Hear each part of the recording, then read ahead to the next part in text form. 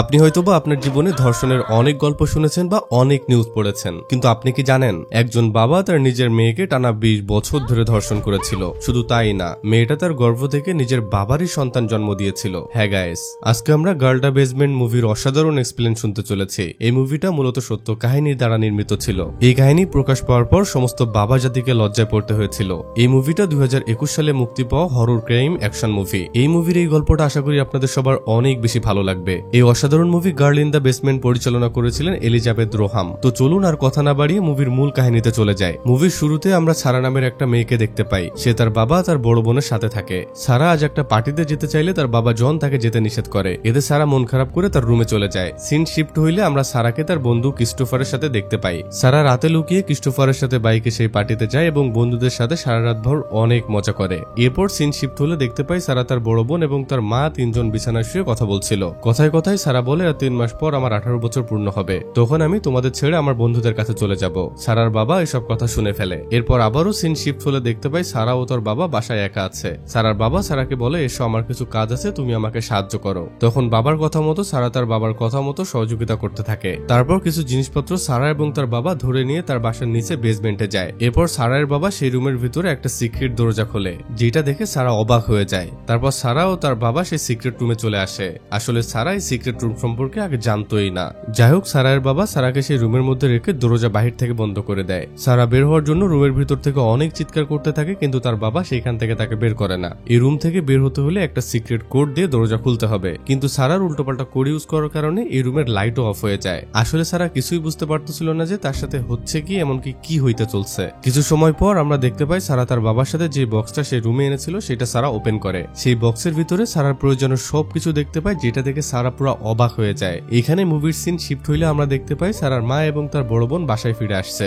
এসে তার বাবাকে সারা সম্পর্কে জিজ্ঞেস করলে তার বাবা বলে সারা বাহিরে গেছে। অনেক সময় পার হলেও সারা যখন বাসায় ফিরে না, তখন সারাকে নিয়ে তার মা এবং বড় বোন চিন্তা শুরু করতে থাকে। এভাবেই 2 দিন পার হয়, কিন্তু সারার কোনো খবরই পাওয়া যায় না। এরপর সারার মা আর অপেক্ষা না করে পুলিশ ডেকে পুলিশের কাছে সারা হারিয়ে যাওয়ার রিপোর্ট করে। মুভির সিন শিফট হইলে আমরা দেখতে পাই সারার বাবা তার কাছে সেই সিক্রেট রুমে আসতে থাকে। সারা এটা বুঝতে পেরে সুযোগ বুঝে তার বাবার উপরে হামলা করে বসে আর সেখান থেকে পালিয়ে যাবার চেষ্টা করে, কিন্তু সারা পালাতে ব্যর্থ হয়। এরপরেই আমরা সারার বাবার অমানসিক নির্যাতন দেখতে পাই, যেখানে সে তার নিজের মেয়ের সাথে জোর করে যৌন সম্পর্কে লিপ্ত হয়। নিজের বাবা দ্বারা এরকম নির্যাতনের শিকার হয়ে সারা বুঝতেই পারে না তার বাবা কেন তার সাথে এমন কিছু করছে। এই রুমে সারা 21 দিন ধরে বন্ধ, অর্থাৎ সারার আজ জন্মদিন। সারার আজ 18 বছর পূর্ণ হলো, তাই সারার বাবা সারার জন্য জন্মদিন উপলক্ষে একটা কেক নিয়ে আসে আর সারাকে বলে, তুমি যদি আমার সব কথা শোনো তাহলে তোমাকে এখান থেকে মুক্তি দেওয়া হবে, তা না হলে তুমি কখনো এখান থেকে বের হইতে পারবা না। সারা কোনো উপায় না পেয়ে তার বাবার সমস্ত শর্তে রাজি হয়ে যায়। জন্মদিনেও সারা তার বাবার দ্বারা আবারও যৌন হয়রানির শিকার হয়। তারপর মুভির সিন পরিবর্তন হলে আমরা দেখতে পাই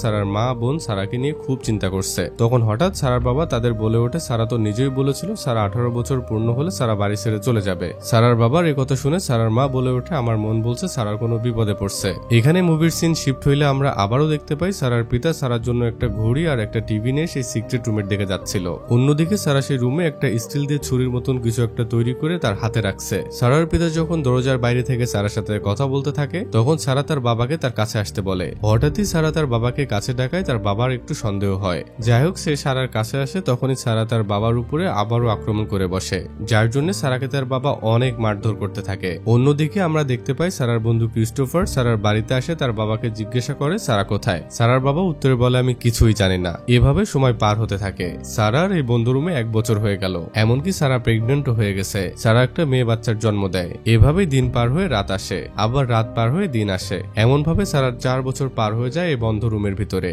এখন সারা আবারও প্রেগনেন্ট হয়ে যায় আর কিছুদিন পর সারা একটা ছেলে সন্তান জন্ম দেয়। এখানে মুভির সিন শিফট হলে আমরা দেখি সারার বন্ধু ক্রিস্টোফার এখনো সারাকে খুঁজে বেড়াচ্ছে। ক্রিস্টোফার আবারও সারার বাড়িতে আসে এবং তার বড় বোনের সাথে কথা বলে। তখন তার বড় বোন বলে সারা অনেক বছর ধরে নিখোঁজ আছে। ক্রিস্টোফার সারার বড় বোনকে বলে, এর আগে যখন আমি তোমার বাবার সাথে দেখা করেছিলাম তখন তিনি বলেছিলেন সারা কোনো একটা ছেলের সাথে পালিয়ে গেছে। এই কথা শুনে সারার বোনের মনে একটু সন্দেহ সৃষ্টি হয়। সারার বড় বোন ক্রিস্টোফারকে বলে, আমারও তাই মনে হয়, সারাকে আমার বাবাই কোথাও লুকিয়ে রেখেছে, যার জন্য বাবা সারাকে খুঁজে পেতে কোনো চেষ্টাই করতেছে না। অন্যদিকে আমরা দেখতে পাই সারার মা সারাকে নিয়ে তার পিতার সাথে গ্যাঞ্জাম করছে। সারার মা বলছে, যেভাবে হোক আমি আমার মেয়েকে খুঁজে বের করবই। এই বলে সারার মা রুম থেকে বের হয়ে যায়, পিছু পিছু সারার বাবাও যায়। তখন সারার বড় বোন দেখতে পায় সারার বাবা যেখানে বসেছিল সেখানে একটা চাবি পড়ে আছে। আসলে এটা সেই সিক্রেট রুমের চাবি যেখানে সারা বন্দী আছে। সারার বড় বোন সেই চাবিটা নিয়ে বিল্ডিং এর নিচে নিচের রুমের পাশে যায়। সেখানে ছোট বাচ্চাদের ড্রাইপার, টিস্যু আরো অনেক কিছু দেখতে পায়। সেইগুলো দেখে সারার বোন আরো অবাক হয়ে যায়। সে যখন এসব চেক করছিল তখন তার বাবা সেখানে চলে আসে,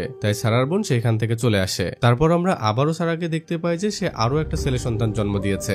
সারার বাবাকে সারা বলে, আমি চাই না আমার বাচ্চা এইভাবে বন্দী অবস্থায় বড় হোক, আমি চাই তুমি এই বাচ্চা আমার মাকে গিয়ে দাও, আমি জানি আমার মা এই বাচ্চা ফেলে দিবে না। সারার প্রস্তাব সারার বাবা মেনে নেয়। সারার বাবা এই বাচ্চাটাকে বাহিরে নিয়ে এসে দরজার সামনে রেখে দেয়। তার বাচ্চার সাথে একটা চিঠিও দেয় যেটা তার মা দেখতে পায়। চিঠিতে সারা লিখেছে, এটা আমার বাচ্চা, আমার আর্থিক অবস্থা ভালো না মা, তুমি আমার সন্তানকে তোমার কাছে রেখে দাও এবং যত্ন সহকারে লালন পালন করো। তারপর সারার মা বাচ্চাকে কোলে নিয়ে ঘরে তুলে নিয়ে যায়। তারপর আমরা আবারও সারাকে দেখতে পাই যে সারার সাথে তার বাবা আবারও সেই অমানসিক কাজটা করছে। এভাবেই সময় ফুরাতে থাকে।